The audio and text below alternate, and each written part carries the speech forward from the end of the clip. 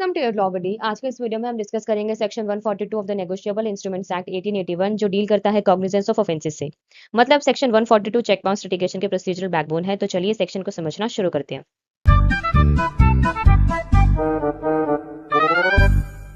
Section 142 का subsection 1 बताता है कि notwithstanding anything contained in CrPC से स्टार्ट होता है ये सबसेक्शन। मतलब ये स्पेशल प्रोविजन है और सेक्शन 138 मैटर्स में सीआरपीसी के जनरल रूल्स पर ओवरराइड करेगा।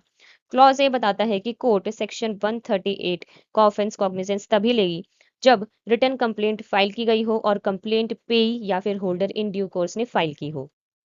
अब पेई का मतलब क्या हुआ? पेई वो पर्सन होता है जिसके फेवर में चेक इशू हुआ हो, और होल्डर इन ड्यू कोर्स का मतलब हुआ कि वो पर्सन जिसने चेक लीगली ऑब्टेन किया हो, कंसीडरेशन के अगेंस्ट लिया हो और गुड फेथ में लिया हो। इंपॉर्टेंट पॉइंट क्या है कि पुलिस डायरेक्टली एफआईआर रजिस्टर करके प्रोसिक्यूशन स्टार्ट नहीं कर सकती। सेक्शन 130 के केस में कंप्लेंट केस होता है, रिटर्न कंप्लेंट मैंडेटरी होती है। क्लॉज बी बात करता है कि कंप्लेंट फाइल करनी होती है कॉज ऑफ एक्शन अराइज होने के 1 मंथ के अंदर। अब कॉज ऑफ एक्शन कब अराइज होता है? सेक्शन 138 के अकॉर्डिंग चेक डिसऑनर होता है, नोटिस सेंड होता है, ड्रॉर को 15 डेज के टाइम दिया जाता है पेमेंट के लिए। अगर पेमेंट नहीं होता तब कॉज ऑफ एक्शन अराइज होता है। उस डेट से 1 महीने के अंदर कंप्लेंट फाइल करनी होती है। नेक्स्ट हम बात करते हैं प्रोवाइजो के बारे में। ये प्रोवाइजो बताता है कि अगर कंप्लेनेंट टाइम लिमिट के अंदर कंप्लेंट फाइल नहीं कर पाया तो कोर्ट कंप्लेंट एक्सेप्ट कर सकती है if complainant sufficient cause prove करे। नेक्स्ट है क्लॉज सी। सेक्शन 138 ऑफेंस को सिर्फ मेट्रोपॉलिटन मजिस्ट्रेट या फिर judicial magistrate of first class he try कर सकते हैं, इससे लोअर कोर्ट केस कंडक्ट नहीं कर सकती।